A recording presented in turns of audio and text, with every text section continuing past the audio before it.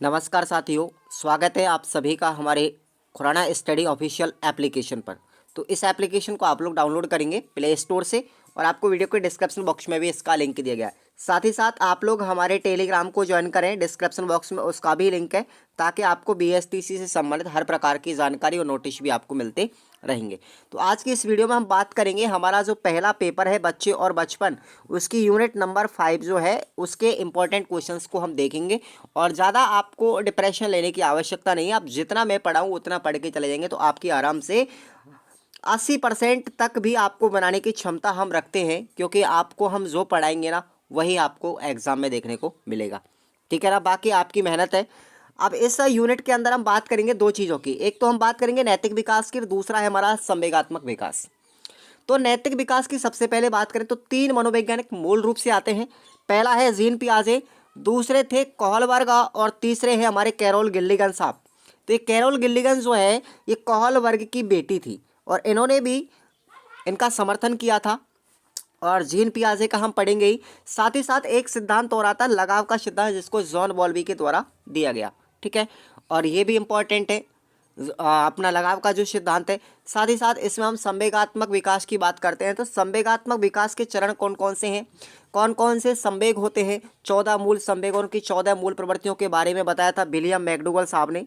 और ये आपको मैंने अपने निर्मल क्लासेस करौली जो चैनल है उस पर आप लोग यूट्यूब पर जा कर के देखेंगे तो आपको वहाँ पर साइकोलॉजी को मैंने बहुत डीपली तरीके से पढ़ाया है। ठीक है ना, तो अब हम बात कर लेते हैं कुछ शुरू से ही कुछ इंपॉर्टेंट क्वेश्चनों की, छोटे बड़े जितने भी हमारे बनेंगे।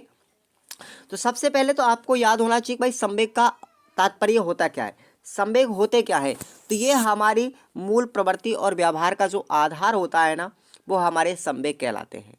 ठीक है, एक छोटे बच्चे के अंदर संवेग नहीं होते, केवल उत्तेजना होती है। एक 2 वर्ष के बच्चे में कोई संवेगों का प्रवाह नहीं होता, केवल उसके अंदर उत्तेजना होती है। इस कथन को कहने वाले आपको याद रखना ब्रजेश साहब थे। ठीक है, अब हम बात करते हैं सबसे पहले निम्न में से संवेग की गिनती में नहीं आता। तो देखिए संवेग 14 प्रकार के विलियम मैकडूगल साहब ने बताए थे, उनमें से क्रोध भी है, भय और जिज्ञासा, लेकिन जाति हमारा कोई संवेग नहीं है। ठीक है ना, तो आपका सी ऑप्शन राइट कर लीजिए। इसमें बात करते हैं हम अगला, पलायन जो मूल संवेग है साथियों, पलायन मूल प्रवृत्ति में कौन सा संवेग जुड़ा है। तो पलायन का मतलब हुआ भय, भय से है, क्योंकि बच्चे को डर लगेगा तो पलायन भी करेगा। एक प्रश्न आपको मैं बताऊंगा, यहाँ पर देखिए इस प्रश्न का एग्जाम्पल आपको मैं बता रहा हूँ कि यदि एक बाग में बैठे हुए बच्चे को अगर सांप दिख जाता है तो उस बच्चे के अंदर कौन सी मूल प्रवृत्ति होगी भाई, पलायन होगी। कौन सी होगी, क्योंकि बच्चे सांप को देख करके डरेगा, भय होगा उसके अंदर, तो भय होगा तो उसके मन में प्रवृत्ति जो जागृत होगी वो होगी पलायन, उस सांप को देख करके भागेगा वो बच्चा। आया समझ में, इस तरीके से आपको कनेक्ट करके पढ़ना है। अगर हमारे मन में कोई जिज्ञासा मूल प्रवृत्ति उत्पन्न हो रही तो उसका संवेग क्या होगा, आश्चर्य होगा। क्या होगा, आश्चर्य। क्लियर, तो ये 14 मूल प्रवृत्ति और उनके 14 संवेग अगर आपने रट लिए ना तो याद रखना आपको एक प्रश्न एग्जाम में 1 नंबर आपका पक्का कर देगा। 14 मूल प्रवृत्तियों को मैं आगे बताऊंगा आपको, और मैंने निर्मल क्लासेस करौली पर भी विलियम मैकडूगल के पूरे सिद्धांत के बारे में चर्चा की है और कोहलबर्ग का नैतिक सिद्धांत पढ़ाया मैंने। साथ ही साथ मैंने आपको जीन पियाजे की अवस्थाओं के बारे में बात की है। तो उस चैनल को आप लोग जा कर के आराम से पढ़िए और आपको साइकोलॉजी में कोई दिक्कत नहीं आएगी।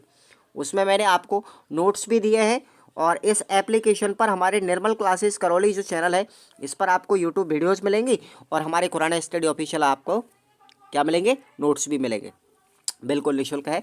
अब अगला क्वेश्चन है आपका, जब बच्चा किसी नवीन अजनबी या हैरत अंगेज वस्तु को पहली बार जब देखता है तो उसकी मूल प्रवृत्ति कैसी होगी भाई, जिज्ञासा होगी। क्या होगी, जिज्ञासा। आक्रामकता किस संवेग से जुड़ा हुआ है, आक्रामकता का मतलब होता है गुस्सा, यानी क्रोध संवेग से जुड़ा हुआ है। निम्नलिखित में से कौन सा संवेग परिस्थिति जन्य है, यानी परिस्थिति के अनुसार जो उत्पन्न होने वाला संवेग होता है वो होता है आनंद एवं सुख। ठीक है ना, परिस्थिति जन्य ये संवेग याद रखना आप लोग। अगला है ईर्ष्या स्नेह के टूटने, कम होने अथवा उसके टूटने के भय के प्रति वास्तविक अनुक्रिया है। ये कथन किसका है, तो बहुत इंपॉर्टेंट क्वेश्चन है, याद रखना है इसको। ये है अपना कथन बॉलनर का। किसका है, बॉलनर का कथन है ये। क्लियर, अगला क्वेश्चन देखिए।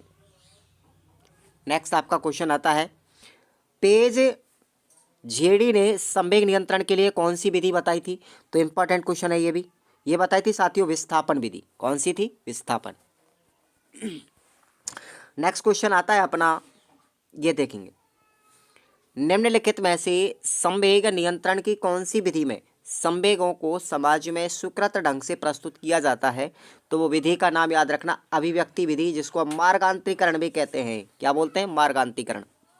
नेक्स्ट है, मैकडूगल के अनुसार क्रोध संवेग किस मूल प्रवृत्ति से संबंधित है? तो याद रखना आक्रामकता से आप लोग ऑलरेडी पढ़ चुके हो। ठीक है, ये छोटे छोटे एबेशद विलियम मैकडूगल के 14 मूल प्रवृत्तियों से संबंधित है। ये आश्चर्य के आप लोग बात करेंगे तो ये अपना जिज्ञासा से संबंधित है। क्लियर? अब देखेंगे अगला, यहाँ पर प्राथमिक संवेग शिशु में उजागर होते हैं। कब होते हैं? प्रथम 6 महीने के अंदर। ठीक है ना, प्रथम 6 महीने के अंदर संवेग उत्पन्न होते हैं और 3 संवेग आपको याद रखने हैं और वो वाटसन साहब ने बताए थे। क्रोध अपना एक भय हो जाएगा और एक होगा प्रेम। ये 3 जो मूल संवेग बताए थे इनको हम प्रधान संवेग भी कहते हैं और ये बताए थे हमारे वाटसन साहब ने, जेम्स वाटसन जो थे उन्होंने बताए थे। ठीक है, निम्नलिखित में से कौन सा संवेग 1 माह की आयु में उत्पन्न हो जाता है? तो याद रखना पीड़ा और आनंद हमारा 1 महीने की उम्र में, 1 महीने की आयु में उत्पन्न हो जाता है। वास्तविक रूप से अगर देखा जाए तो बच्चे के अंदर कोई भी संवेग 2 वर्षों तक उत्पन्न नहीं होता, वो केवल उत्तेजना होती है। क्या होती है? उत्तेजना होती है। और ये कथन जो था हमारा, ये ब्रजेश साहब का है, ब्रजेश साहब का, ब्रजेश। ठीक है ना, याद रखना। अगला है, 3 माह की आयु में उत्पन्न होने वाला संवेग होता है क्रोध। डर संवेग कब उत्पन्न होता है? ये 2 माह से लेकर के 6 माह के बीच में बच्चे में डर उत्पन्न हो जाता है। ठीक है ना, इस तरीके से आपको ये पढ़ना है। अब देखेंगे हम, नेक्स्ट है अपना, थोड़ा सा और इम्पोर्टेंट देख लेते हैं।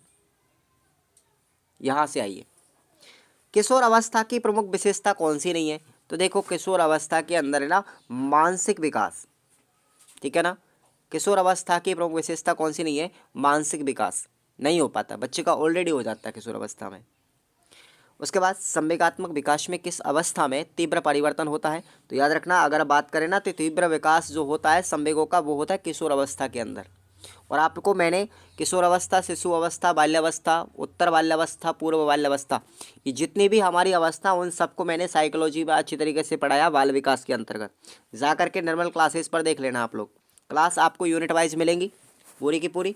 और लगभग मैंने उसको 20 क्लासों के अंदर बताया साइकोलॉजी को, जिसमें पूरा कंप्लीटली आपका 3rd ग्रेड का साइकोलॉजी आ जाएगा, पूरे टॉपिक आ जाएंगे। अब देखेंगे आगे, निम्न में से कौन सा अवांछनीय संवेग है? तो अवांछनीय हो जाएगा अपना दंगा है। यहाँ पर देखो भाई, अलग ही दिख रहा है।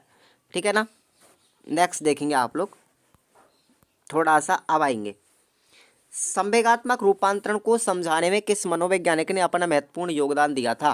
तो याद रखना जॉन बॉल्बी ने दिया था, जिन्होंने लगाव सिद्धांत का प्रतिपादन भी किया। तो ये इंपॉर्टेंट क्वेश्चन है, आप लोग इस पर स्टार लगा लीजिए। नेक्स्ट अपना अगला क्वेश्चन है, देखिए आ गया ना, लगाव का सिद्धांत जॉन बॉल्बी का। क्लियर?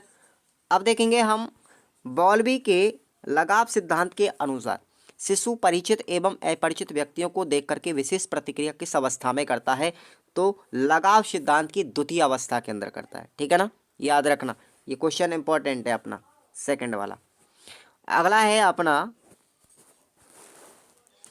भाषा का निर्माण बॉल्बी की कौन सी अवस्था में होता है? तो ये होता है संबंधों के प्रति प्रतिक्रिया के निर्माण की अवस्था में। हम जॉन बॉल्बी के सिद्धांत की अवस्थाओं के बारे में हम बात करेंगे आगे, और इम्पॉर्टेंट क्वेश्चन है ये। नेक्स्ट है अपना, व्यक्तित्व जो है साथियों, यानी पर्सनैलिटी जो शब्द है वो अंग्रेजी के रूपांतरण पर्सनैलिटी शब्द से मूल रूप से किस भाषा से लिया गया है? तो ये आपको याद रखना लैटिन भाषा का शब्द है। जो पर्सनैलिटी शब्द है ये लैटिन भाषा के परसोना से बना होता है। किससे बना होता है? परसोना। और परसोना का अर्थ होता है मुखौटा। बोलेंगे क्या बोलते हैं? मुखौटा या नकली चेहरा। इतना समझ में आ रहा है ना, तो आपको कोई दिक्कत नहीं है, आप साइकोलॉजी से कमांड करके पढ़िएगा। देखो आ गया, परसोना शब्द लैटिन भाषा में अर्थ क्या होगा? तो इसको बोलेंगे बाहरी रूपरंग या नकली चेहरा या मुखौटा। ठीक है ना, आपका सी ऑप्शन लॉक कर लीजिए। नेक्स्ट देखेंगे आप लोग, इंपॉर्टेंट कथन है, इसको याद रखना, वातावरण के साथ सामान्य एवं स्थायी समायोजन ही व्यक्तित्व है।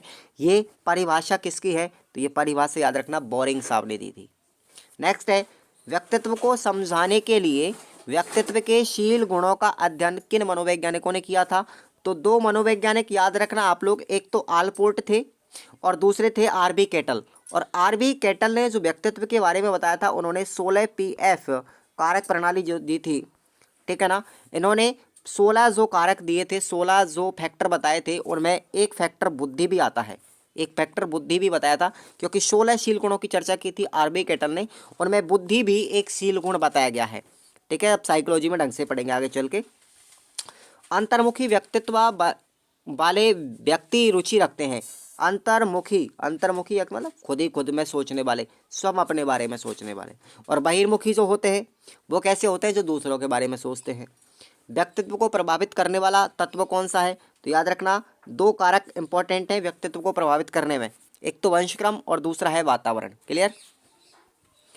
आगे बात करेंगे, संगठित व्यक्तित्व कहते हैं जिसमें निम्नलिखित पक्षों का विकास होता है, यानी कि ऐसा व्यक्तित्व जिसके अंदर सभी पक्षों का विकास होता है, वो एक संगठित व्यक्तित्व कहलाता है। जैसे इसमें सामाजिक पक्ष होते हैं, मानसिक पक्ष होते हैं, संवेगात्मक पक्ष होते हैं, सभी का पूर्ण रूप से विकास हो जाता है, वो कहलाता है सुसंगठित व्यक्तित्व। संगठित व्यक्तित्व की विशेषता इनमें से कौन सी नहीं है, तो वो होती है असामाजिकता का गुण। ये अगर पैदा हो जाता है तो वो संगठित व्यक्तित्व नहीं कहलाता। बाकी संगठित व्यक्तित्व की विशेषताओं में गतिशीलता होती है, संतोष, उच्च आकांक्षा और उद्देश्यपूर्णता होती है, समायोजन की शक्ति बच्चे में व्यक्तित्व विकसित होती है, लेकिन सामाजिकता विकसित होगी, असामाजिकता नहीं होगी, याद रखना। नेक्स्ट बात करेंगे, यह वह शक्ति है जिसके द्वारा व्यक्ति अपने संबंध जानता है कि वह क्या है तथा दूसरे व्यक्ति उसके बारे में क्या सोचते हैं। इस शक्ति का नाम आपको याद रखना, उसका नाम है आत्मचेतना। क्या होगा, आत्मचेतना, राइट आंसर। नेक्स्ट देखेंगे आप लोग, अगला क्वेश्चन है आपका,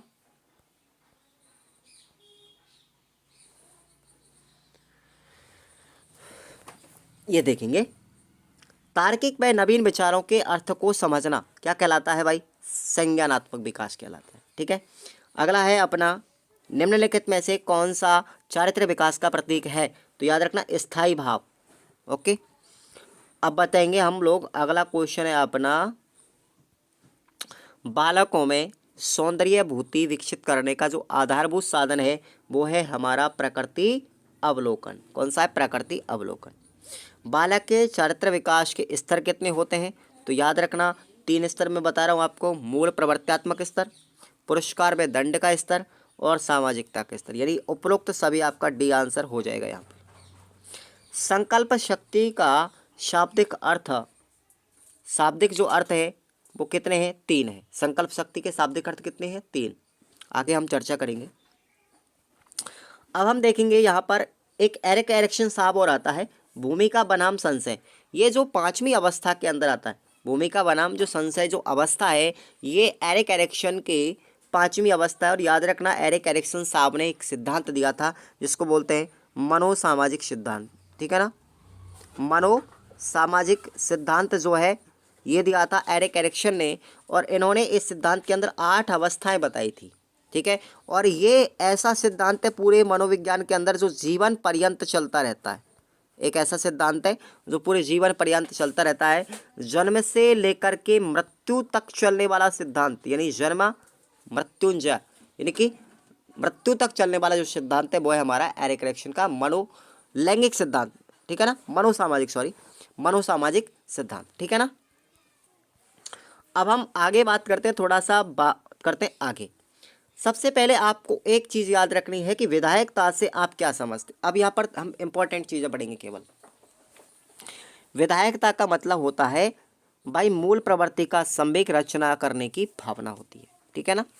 आगे हम बात करते हैं, अगला क्वेश्चन देखेंगे, रचनात्मकता क्या है, तो किसी भी नवीन वस्तु की रचना करने की जो प्रवृत्ति होती है वो रचनात्मकता कहलाती है। क्लियर। अब यहाँ से प्रश्न आपसे नहीं पूछा जाएगा ज़्यादातर, ठीक है ना।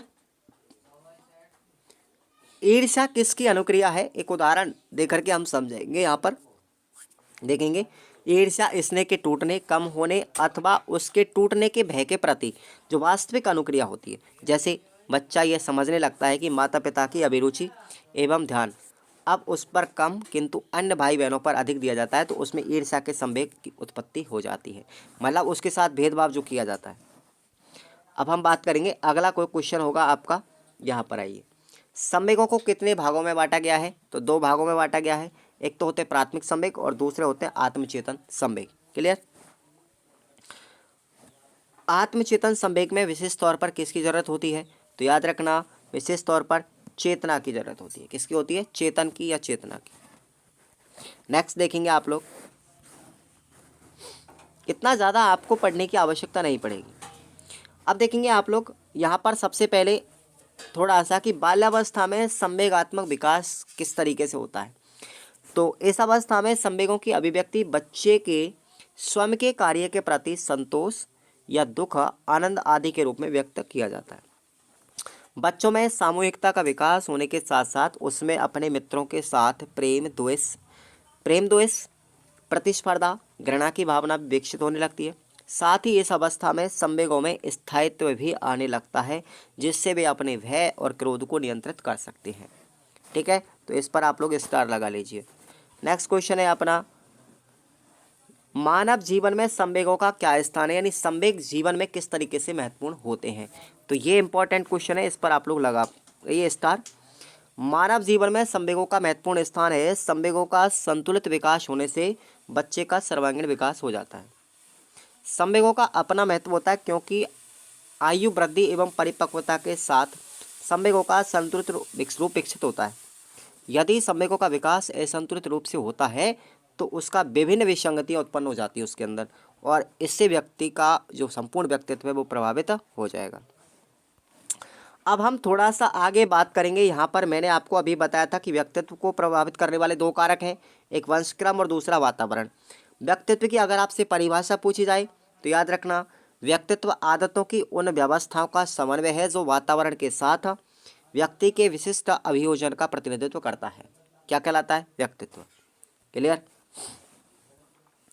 अब आपको एक संगठित व्यक्तित्व की चार विशेषताएं आपको याद रखनी है: सामाजिकता, गतिशीलता, समायोजन शक्ति और संकल्प शक्ति। ठीक है, और व्यक्ति के शील गुण किसे कहते हैं? मैंने अभी आपको बताया था कि वे शील गुण वे होते हैं जो व्यवहार को निश्चित करते हैं। वे शील गुण व्यक्ति में एक प्रकार से स्थायी हो जाते हैं, जैसे परोपकारिता, ईमानदारी, ठीक है ना, दया का भाव। तो ये सब क्या है? हमारे शील गुण है। अहिंसा हुई, ये सब शील गुण है। और आपको याद रखना, यहाँ पर वुडवर्थ ने शील गुण के दो पक्ष भी बताए थे, सकारात्मक पक्ष और नकारात्मक पक्ष। और व्यक्तित्व के आयाम अगर पूछे जाए तो कितने हैं? व्यक्तित्व के चार आयाम है, याद रखना। कौन कौन से? शारीरिक, मानसिक, संवेगात्मक और सामाजिक आयाम। हो गया सब याद? इंपॉर्टेंट है सारी चीज़ें। अब हम थोड़ा सा आगे बढ़ते हैं और डिक्लेयर करते हैं। देखेंगे बालक के चारित्र्य विकास के स्तर कौन कौन से हैं। तो मैंने अभी आपको चार बताए थे जस्ट ऊपर: मूल प्रवृत्ति, पुरस्कार दंड, सामाजिकता और आदर्श।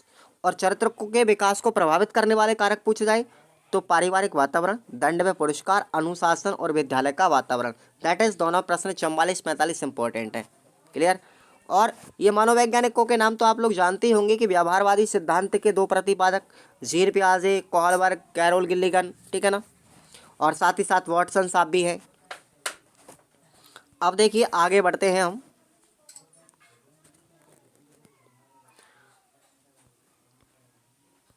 अब आइए थोड़ा सा और बड़े प्रश्नों पर। यहाँ पर थोड़ा सा ये भी नहीं है ठीक ठाक। यहाँ पर आइए, अभिभावकों के लिए संवेगों का ज्ञान होना आवश्यक है, क्यों है? स्पष्ट कीजिए।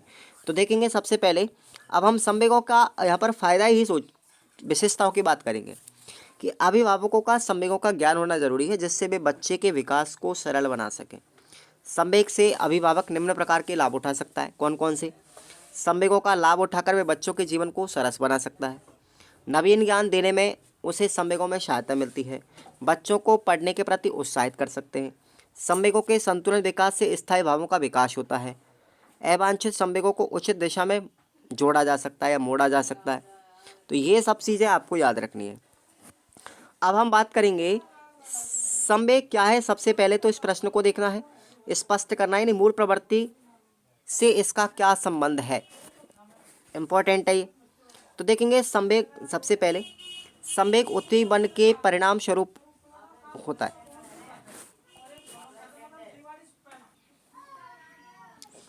अब आपको ये प्रश्न उत्तर की बात करते हैं यहाँ पर। तो मूल प्रवृत्ति के बारे में हम आपको बता रहे थे कि संवेग उद्दीपन के परिणाम स्वरूप उत्पन्न होता है। संवेग होता क्या है?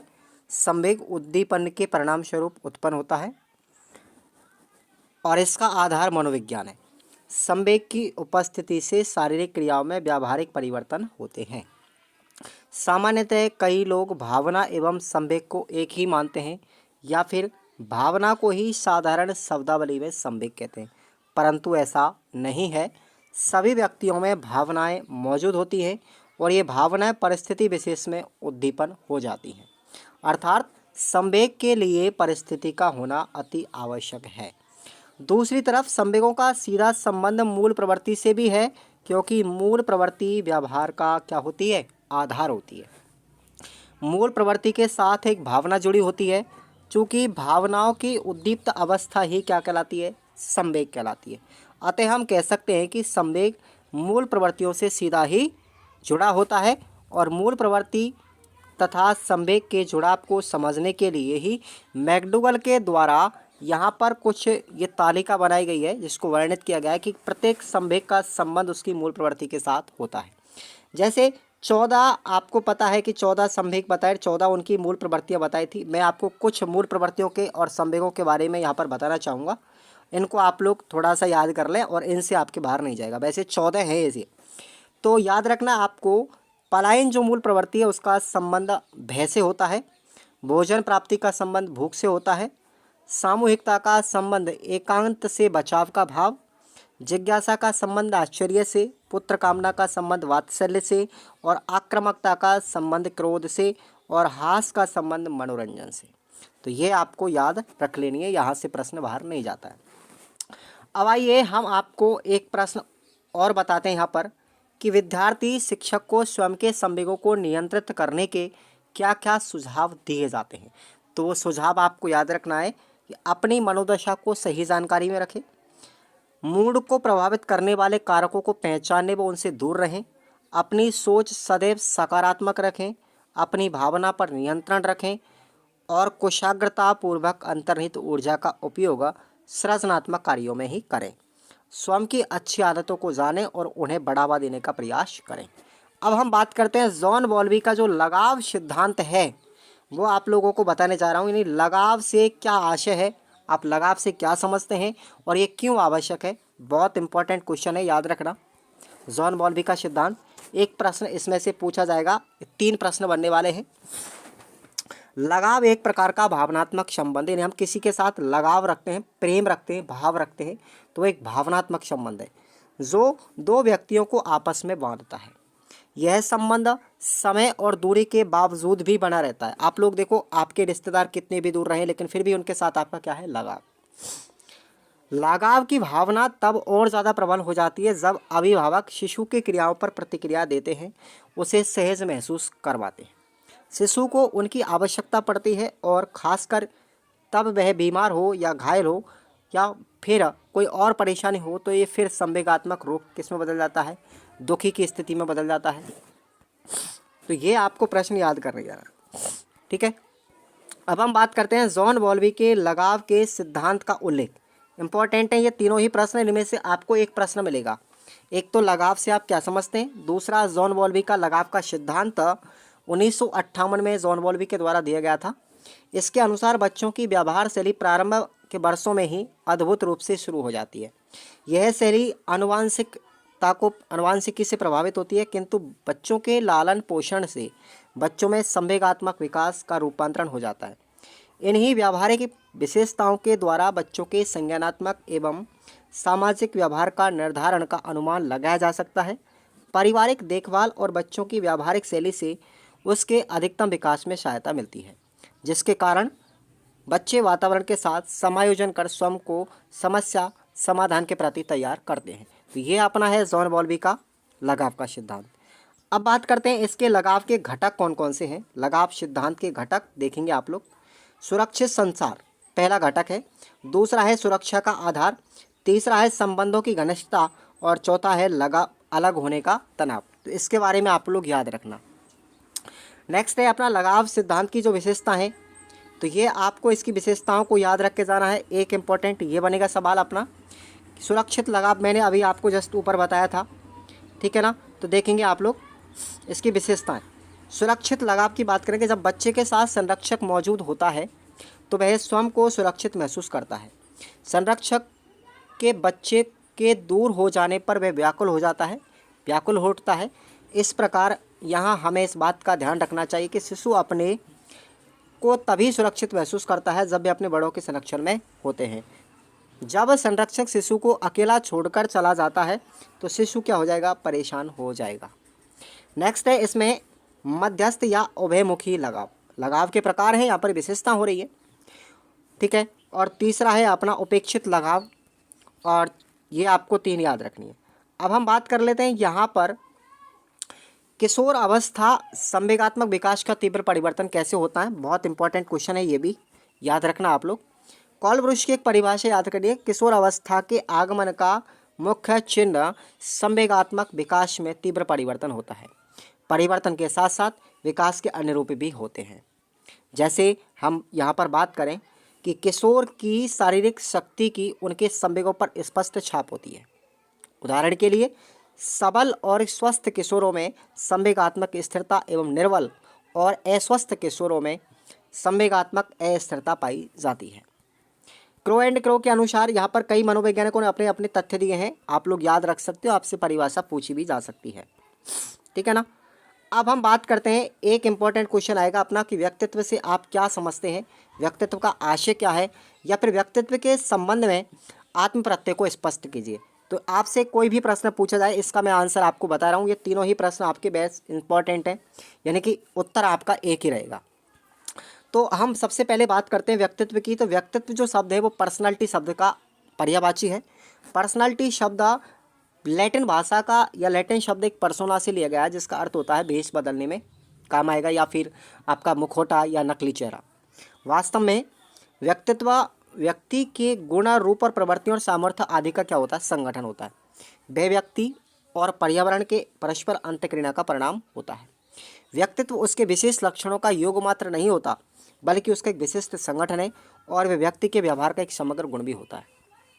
अब हम आत्म प्रत्यय का संबंध अगर हम व्यक्तित्व के साथ जोड़ें तो क्या होगा कि व्यक्ति के स्वयं की प्रतिधारणा, ठीक है, जो होती है या जो मत होता है उसको हम क्या बोलेंगे, आत्म प्रत्यय। खुद की जो धारणा है वो आत्म प्रत्यय कहलाती है।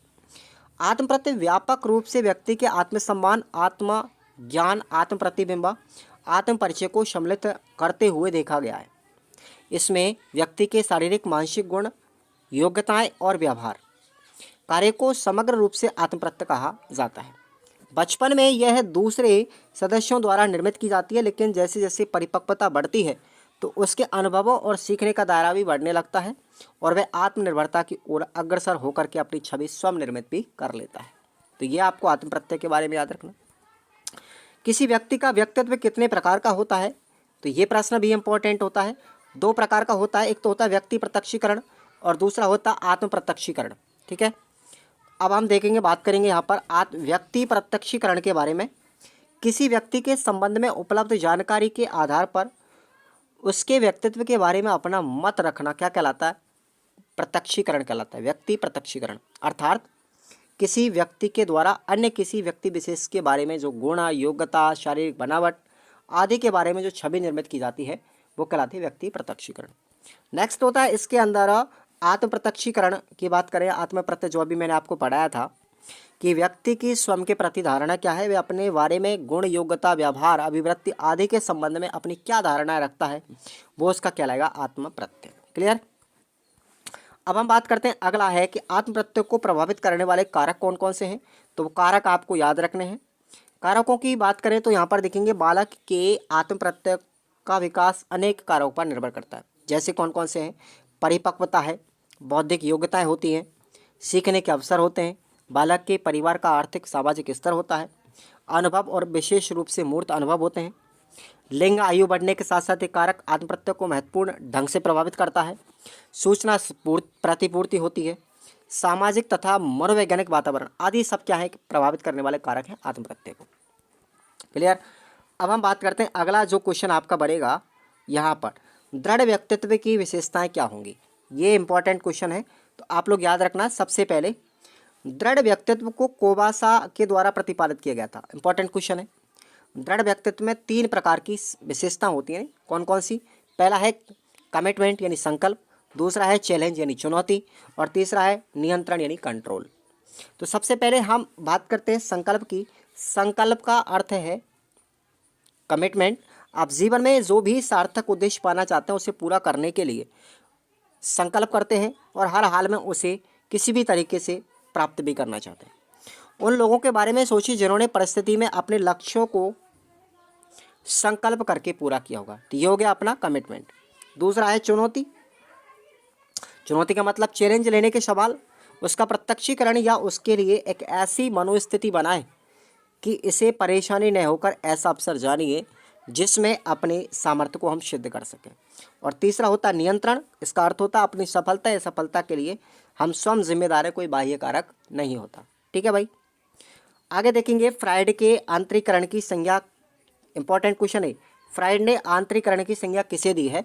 तो ये आप लोग खुद पढ़ेंगे, आप लोग प्रश्न आप लोगों को बता दिया मैंने, इंपॉर्टेंट है। अब देखेंगे आगे, देखिए और कौन सा इंपॉर्टेंट क्वेश्चन बन सकता है।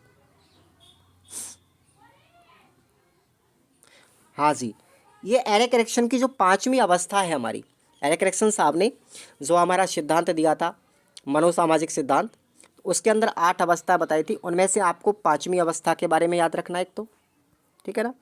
दूसरा है अपनी ये अवस्था कि आत्मीयता बनाम अकेलापन, ये जो अवस्था है इसके बारे में एरिक्सन के अनुसार प्यार क्या है, एक ये प्रश्न याद रखना है इसका, ठीक है।